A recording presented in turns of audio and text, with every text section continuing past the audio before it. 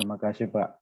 Saya memang belum banyak membaca buku yang dikasih ke saya, yang 7 zaman gereja itu Pak. Cuman ada sedikit yang masih mengganjal masalah Trinitas itu.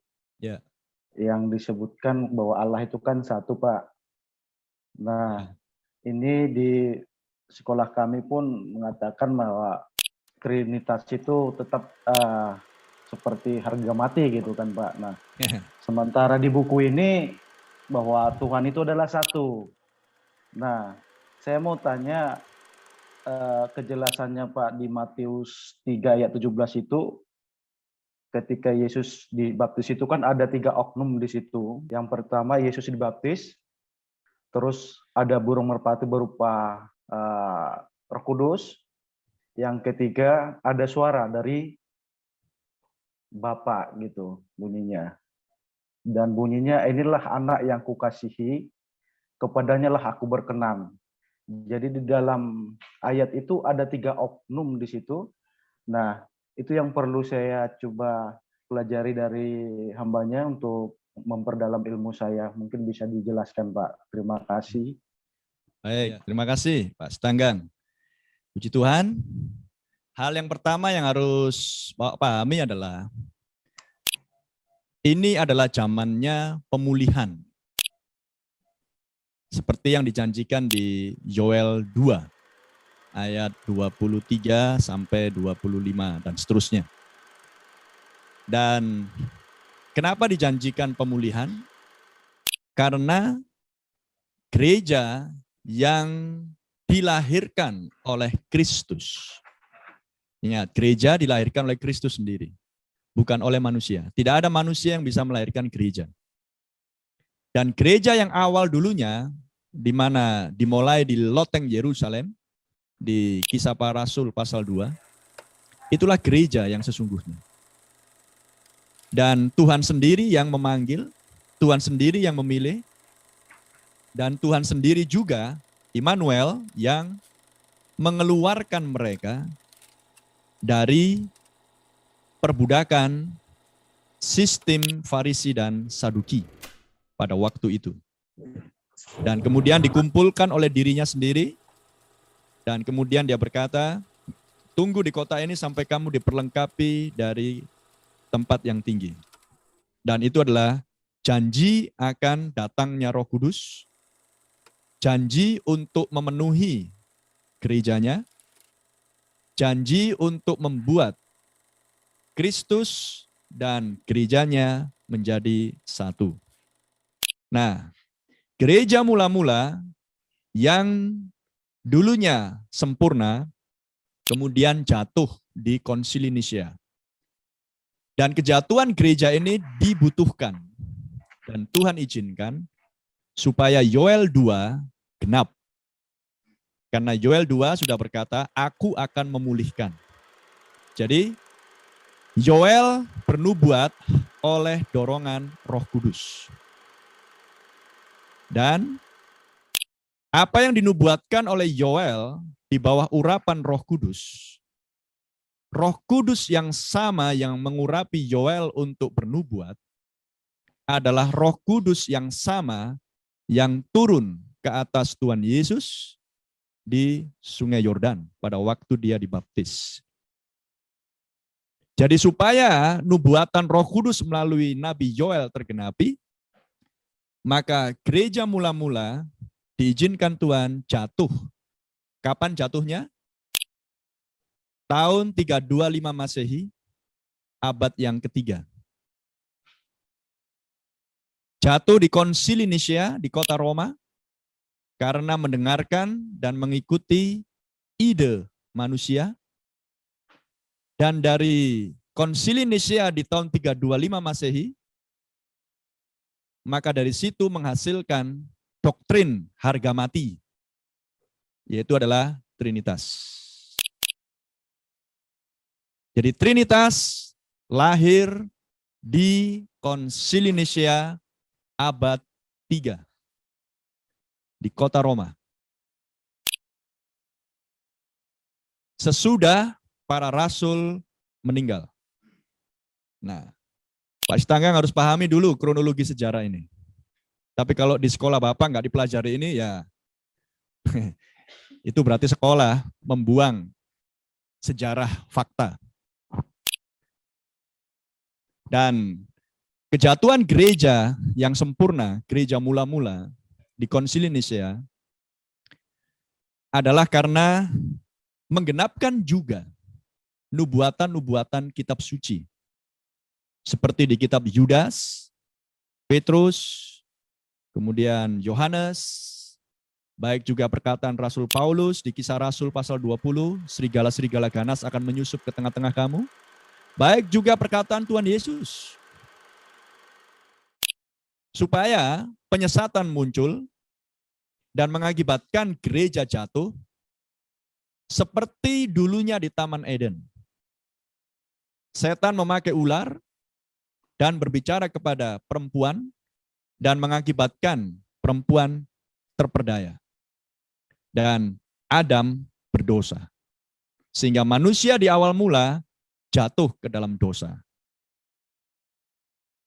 Dulunya berbicara umat manusia yang jatuh, tapi sekarang yang jatuh bukan umat manusia.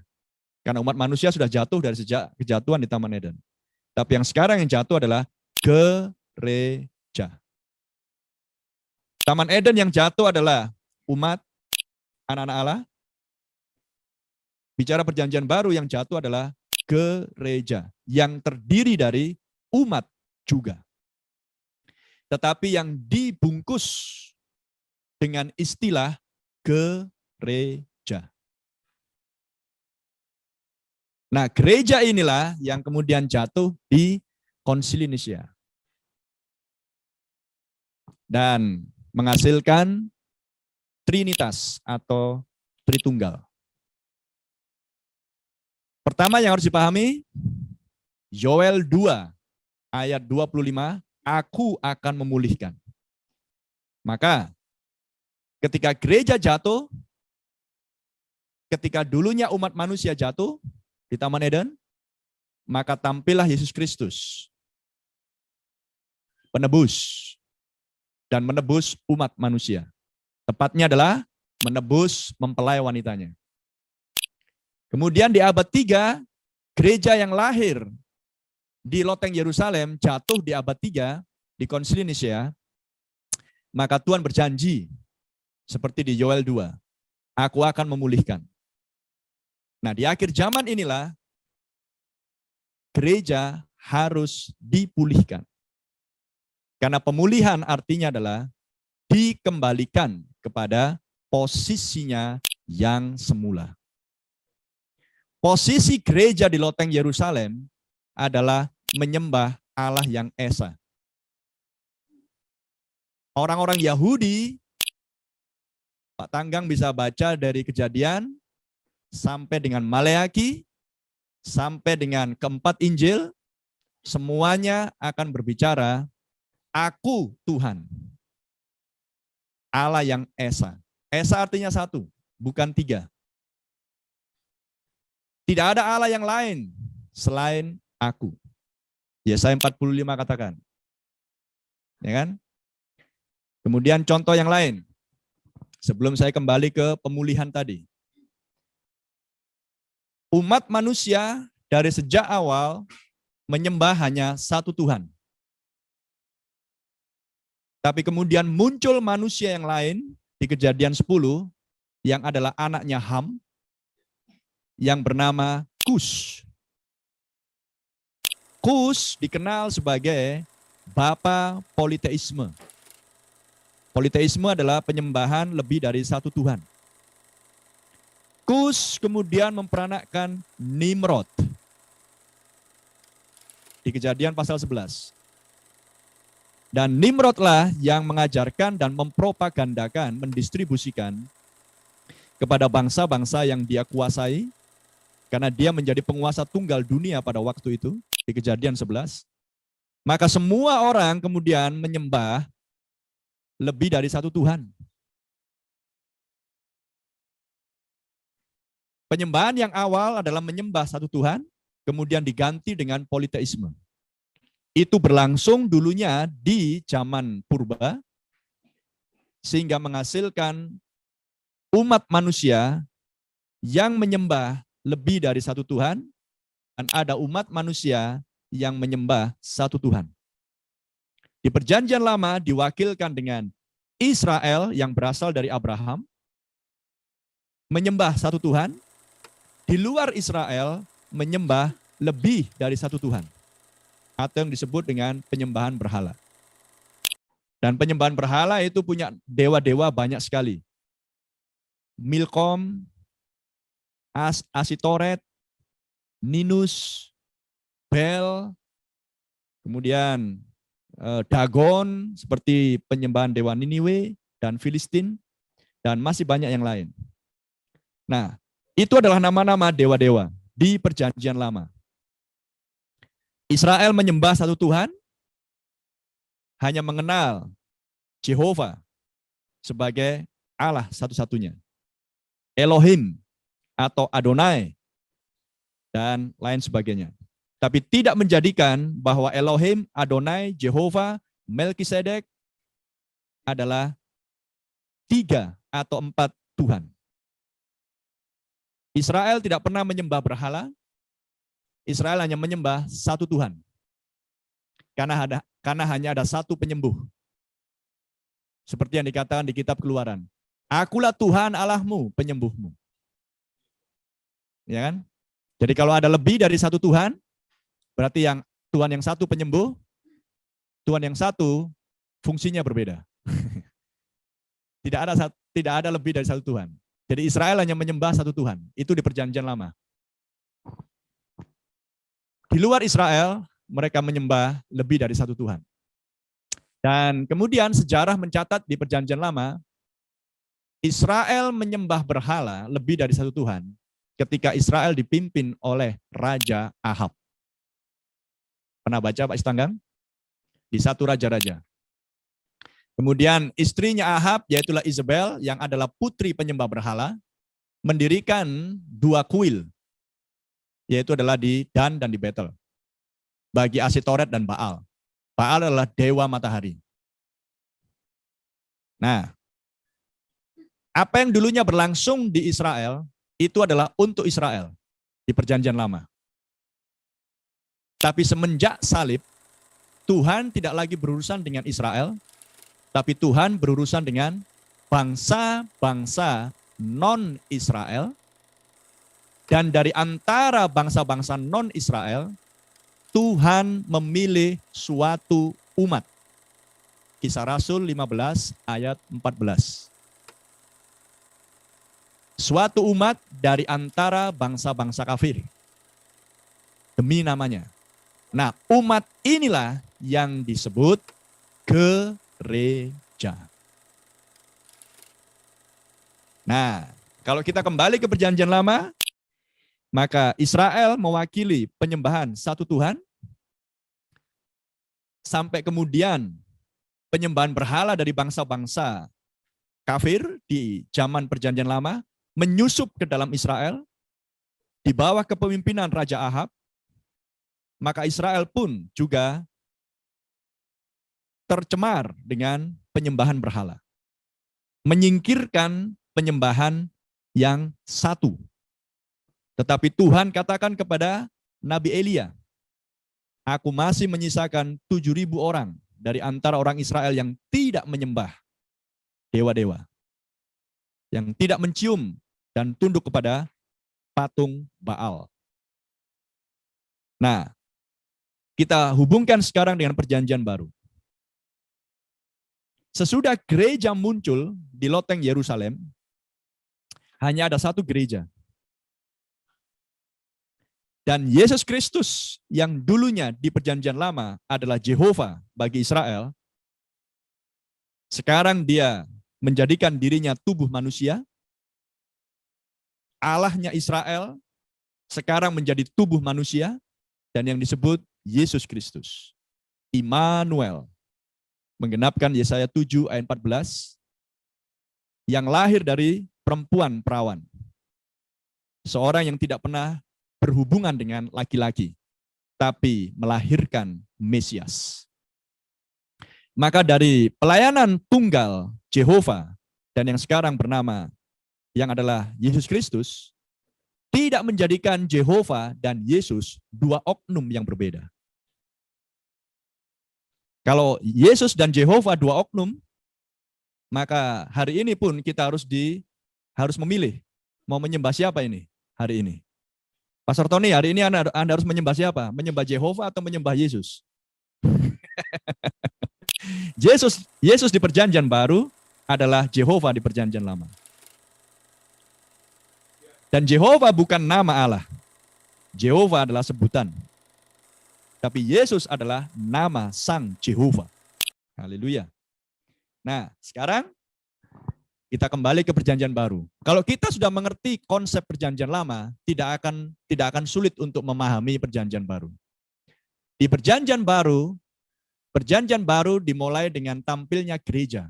Lahirnya gereja di loteng Yerusalem. Itulah gereja yang benar. Dan dari situlah gereja dilahirkan. Di Yerusalem. Tidak di tempat yang lain. Dan hanya ada satu gereja yang terdiri dari kumpulan orang-orang pilihan Tuhan yang sudah ditebus. Kembali ke orang-orang Farisi dan Saduki yang menyalibkan Mesias kita, Yesus Kristus. Bahkan Farisi dan Saduki pun tidak memiliki konsep penyembahan dua Tuhan, apalagi tiga Tuhan. Dan yang berikutnya muncul Saulus. Saulus dari kelompok Farisi. Dan lihat, walaupun Farisi dan Saduki menyalibkan Tuhan kita, Yesus Kristus, Sang Mesias yang dijanjikan itu, tapi tidak tercatat satu ayat pun bahwa orang-orang Farisi dan Saduki menyembah lebih dari satu Tuhan. Tidak ada ayat yang mendukung tentang hal itu. Karena tidak ada imam besar di zaman itu yang mengajarkan kepada orang-orang Yahudi untuk menyembah lebih dari satu Tuhan. Bahkan Saulus yang dulunya adalah orang Ibrani dari suku Benyamin, murid Gamaliel, Farisi di atas Farisi, Farisi di atas Farisi. Tidak ada ayat yang mendukung bahwa Saulus menyembah lebih dari satu Tuhan. Haleluya. Selain menyembah Yehova. Tetapi Saulus belum mengenal pada waktu itu bahwa Yesus adalah Yehova perjanjian lama.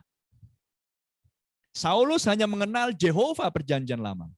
Tapi Saulus belum mengenal bahwa Yehova perjanjian lama sekarang sudah menjadi manusia, Immanuel. Dan harus disalibkan untuk mengeluarkan darah, menumpahkan darah, sehingga dia menjadi penebus atas umat manusia, tepatnya umat manusia, tepatnya adalah mempelai wanita Yesus Kristus yang diambil dari perjanjian lama dan perjanjian baru. Jadi, dari sini kita bisa melihat pembuktian bahwa Saulus tidak pernah menyembah lebih dari dua Tuhan. Pegang itu. Sedangkan kepada Rasul Pauluslah, setelah dia diterpa oleh tiang api ketika dia dalam perjalanan ke Damsyik, maka dia diterpa oleh cahaya itu. Haleluya. Dan lihat respon Saulus sebelum dia dipenuhi Roh Kudus dan menjadi Paulus. Bahkan seorang Saulus yang bahkan belum dipenuhi Roh Kudus, yang belum dibaptis Roh Kudus, yang belum dilahirkan kembali, dia tetap dengan konsep satu Tuhan. Dan dia bertanya, siapakah engkau Tuhan? Tidak pernah dikatakan, siapakah engkau Bapa, Anak, Roh Kudus? Siapakah engkau Tuhan-Tuhan? Tidak ada. Satu, siapakah engkau Tuhan? Dan dari cahaya itu keluarlah suara. Dan suara itu berkata, akulah Yesus yang kau aniaya. Jadi kalau ada konsep Trinitas, berarti Yesus siapa? Yesus Bapa, atau Yesus dalam hal ini anak, atau Yesus dalam hal ini Roh Kudus. Tapi konsep itu tidak ada di dalam pengalaman Rasul Paulus. Akulah Yesus yang engkau aniaya, tetap satu Tuhan. Dan Saulus percaya. Kemudian Saulus dibaptis. Kemudian Saulus diubahkan menjadi Paulus. Dan semenjak hari itu, dia menjadi instrumen di tangan Tuhan untuk menjadi rasul bagi bangsa-bangsa non-Israel. Bangsa-bangsa kafir. Menggenapkan Kisah Rasul 15 ayat 14. Suatu umat yang dipilih Tuhan sendiri dari bangsa-bangsa lain. Lantas, jika yang meletakkan pondasi gereja perjanjian baru adalah Rasul Paulus, pilihan Yesus Kristus, penyembah satu Tuhan, apakah mungkin seorang Paulus akan mengajarkan Trinitas dan kemudian mengajarkan bahwa ada 3 oknum, 3 pribadi, Bapa, Anak, Roh Kudus? Seorang Yahudi tidak akan melenceng dari penyembahan kepada satu Tuhan. Penyembahan lebih dari satu Tuhan berasal dari non-Israel. Seperti dulunya di perjanjian lama. Menyusup ke dalam Israel di bawah pemerintahan Raja Ahab, ketika Ahab menikah dengan seorang putri penyembah berhala yang bernama Isabel.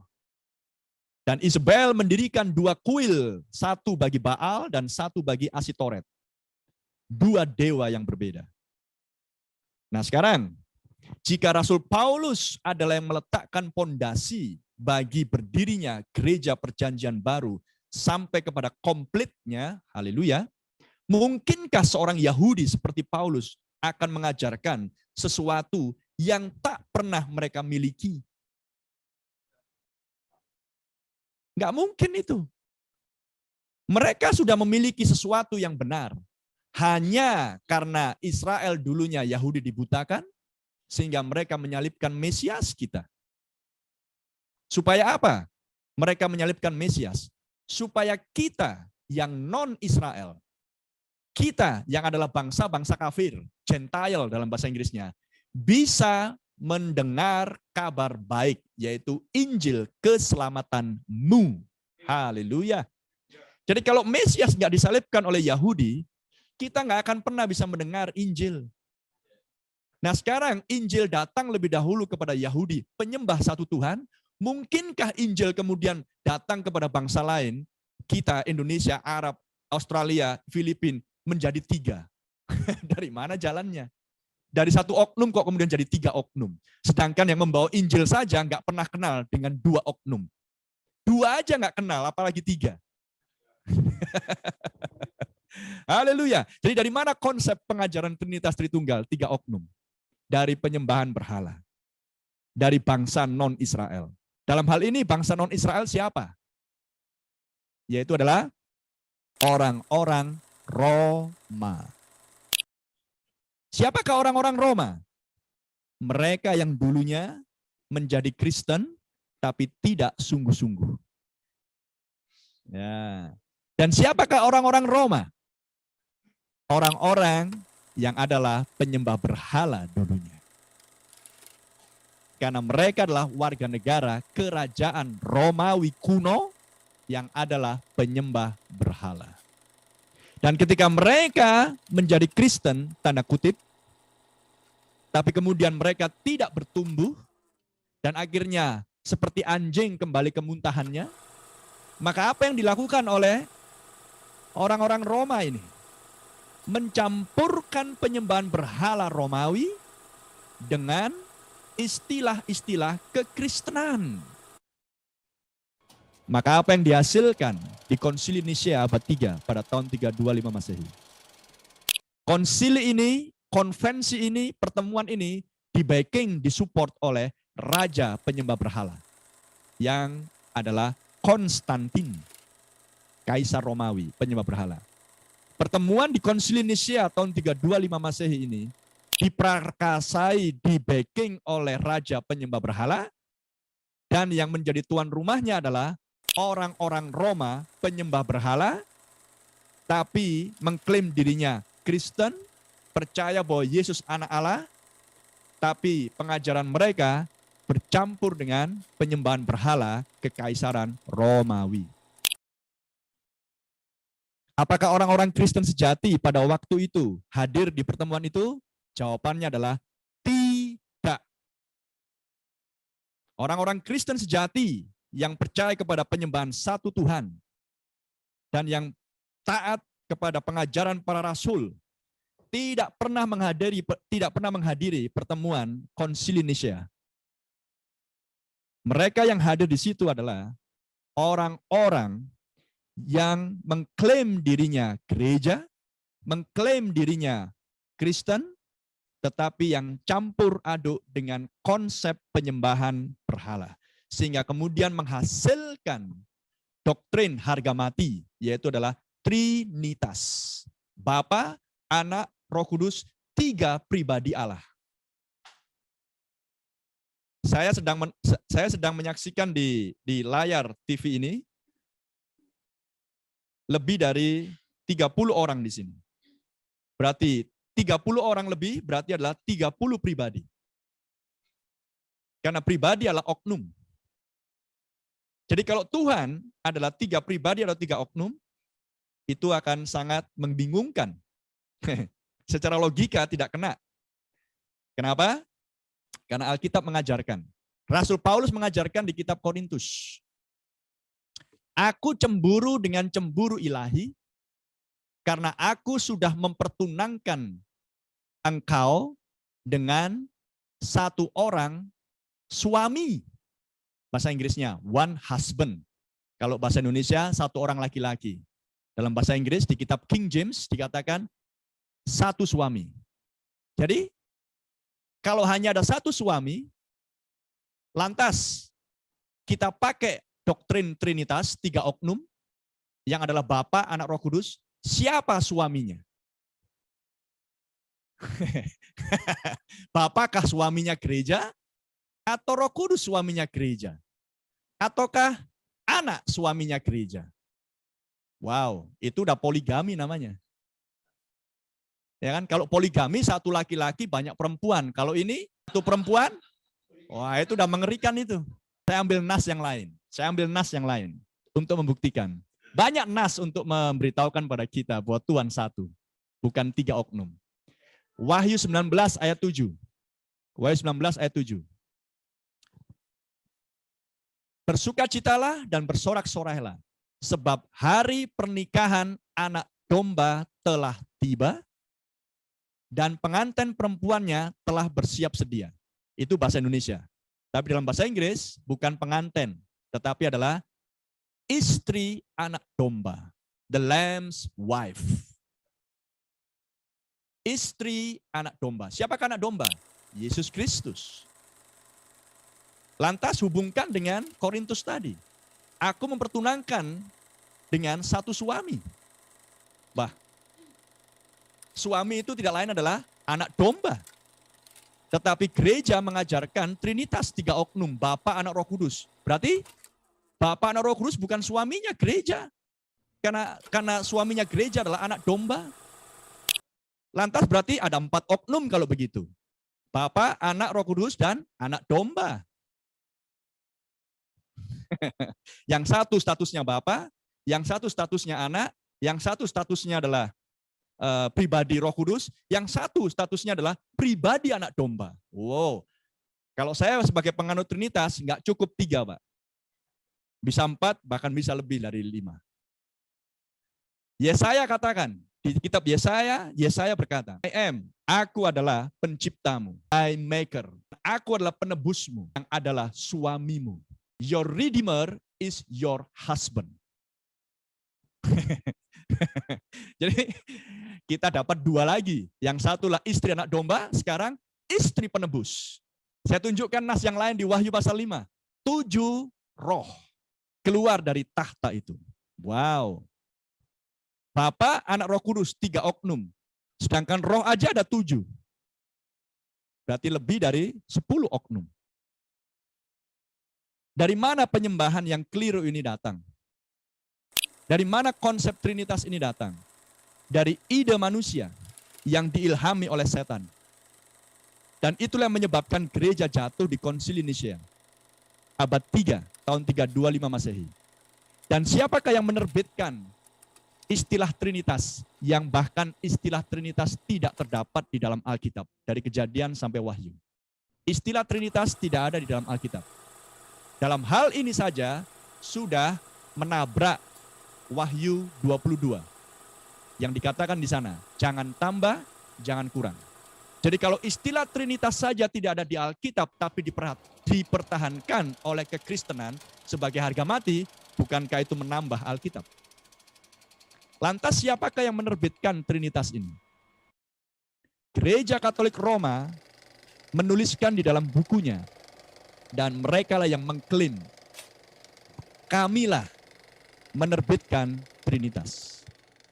Dulunya melalui wakilnya, yaitu adalah Bishop Tertullus, seorang bishop Katolik Roma, dan dia yang mengatakan sesuai dengan Ensiklopedia Katolika bahwa Trinitas berasal dari Roma Katolik. Lantas di manakah Roma Katolik kita bisa temukan? Wahyu 13. Binatang yang terluka parah, yang luka parahnya sembuh, dan dunia terheran-heran, dan mereka yang diam di bumi menyembah binatang itu. Wahyu pasal 13. Seperti dulunya di Kejadian 11, Perjanjian Lama. Nimrod disembah oleh orang-orang yang dia kuasai sebagai dewa yang hidup.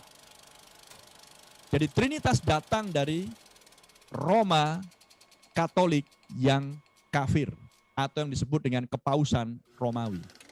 Kepausan Roma yang dipimpin oleh Paus.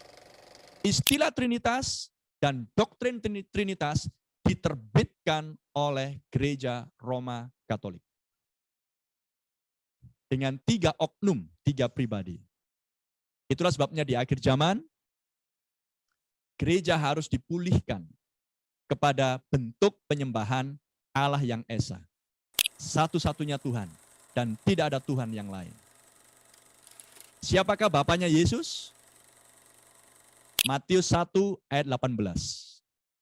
Gabriel berkata kepada Maria, anak yang engkau kandung dari Roh Kudus.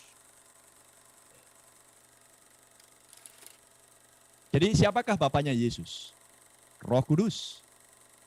Bukankah merpati turun di Sungai Yordan, di Matius 3. Berarti siapa yang turun? Bapaknya sendiri. Dan kemudian suara dari surga berkata, inilah anakku yang kukasihi, kepadanya lah aku berkenan, diam. Suara siapa itu? Suara Bapa. Bukankah bapaknya Yesus adalah Roh Kudus? Dalam hal ini, dalam rupa merpati. Dan bukankah Yesus berkata, di Yohanes pasal 10 ayat 30. Aku dan Bapa satu. Kemudian Yesus berkata di Yohanes 14. Filipus, engkau melihat aku, engkau melihat Bapa. Haleluya. Jadi siapakah Yesus? Dialah Bapa, dialah Anak, dialah Roh Kudus. Dan apakah Bapa, Anak, Roh Kudus? Seperti yang dituliskan di Matius 28. Bapa dan Roh Kudus bukan 3 oknum, bukan 3 pribadi, tapi adalah 3 sebutan, 3 jabatan. Bapa Perjanjian Lama, Allah di atas. Anak Immanuel, Allah beserta dengan kita. Roh Kudus, Allah di dalam kita. Perjanjian baru. Yesus berkata, pada hari itu kamu akan tahu, aku diam di dalam kamu, dan kamu diam di dalam aku. Haleluya. Jadi bagaimana mungkin ada 3 pribadi? Wahyu pasal 4 dan di Wahyu pasal 5 dikatakan di sana. Yohanes berkata, aku melihat seorang yang duduk di tahta. Ada berapa tahta? 1. Ada berapa surga? 1. Ada berapa oknum? 1. Jadi kalau ada 3 oknum, udah repot itu. Logikanya saja sudah nggak kena. Nah sekarang, penganut Trinitas paling suka dengan ayat, salah satunya dalam Matius 3 tadi, dan kemudian di Kejadian 1 ayat 27. Karena dikatakan di situ, marilah kita. Oh. Saya hanya heran, sepertinya bahasa sudah tidak punya arti. Karena mereka langsung menyimpulkan kita itu tiga. Dari mana jalannya kita tiga? Bukankah itu penafsiran manusia? Sedangkan kita dilarang untuk menafsirkan firman Tuhan suka-sukanya. Kita itu jumlahnya bisa 2, bisa 3, 10 pun tetap bahasanya kita. Apalagi orang Medan kan Pak, tarik tangan ya. Anak kita kan gitu ya. Tapi nggak pernah dikatakan istri kita kan. Ya, hanya intermezzo ini. Jadi doktrin Trinitas itu betul-betul ide manusia yang diilhami oleh setan untuk menggenapkan lagi peristiwa yang sama yang dulu sudah terjadi di Perjanjian Lama. Dalam hal ini Israel penyembah satu Tuhan, di luar Israel penyembah banyak dewa. Maka di gereja Perjanjian Baru, haleluya, mempelai wanita Kristus, istri anak domba adalah penyembah satu Tuhan, maka di luar istri anak domba, mereka semua menyembah lebih dari satu Tuhan. Apa yang berlangsung di Perjanjian Baru hanyalah pengulangan di Perjanjian Lama. Nah, kan nggak mungkin nama-nama dewa-dewa yang di Perjanjian Lama kemudian dibawa ke Perjanjian Baru. Itu akan sangat vulgar. Mudah sekali untuk diketahui bahwa itu adalah sebuah penyesatan. Jadi supaya tidak terlalu mencolok penyesatannya, maka nama dewa-dewa di Perjanjian Lama seperti Milkom, Dagon, Asitoret, Baal, digantilah dengan istilah kekristenan di Alkitab semenjak Alkitab ditulis oleh rasul.